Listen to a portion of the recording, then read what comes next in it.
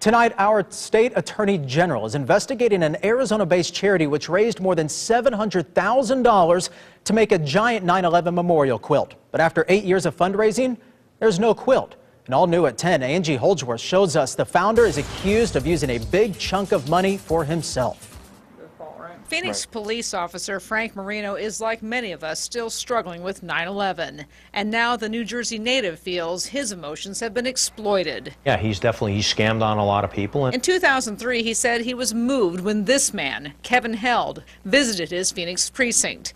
He and several officers ended up buying T-shirts to help Held's effort to create a 911 memorial quilt. I remember he brought, I think it was a bed sheet.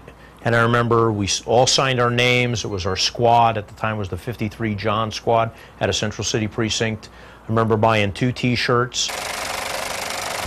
An Associated Press investigation now reveals that a third of the some $700,000 Held raised nationwide ended up going to Held and his relatives' personal expenses. And as far as the quilt, there are only a few hundred decorated sheets in a storage unit. You know, I could care less about the money I paid for the shirt. It's just that, you know, if this is what you were going to do, then why didn't you do it? And again, to get us involved in this brotherhood of police officers, first responders, you know, what's the deal? We were unable to contact Held, but he told the Associated Press that he struggled with managing the charity, saying, "If I made a mistake, I made a mistake. If I did, then crucify me. I never said I was a professional at this."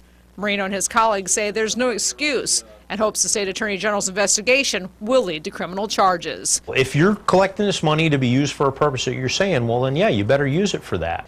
Angie Holdsworth, ABC 15 News.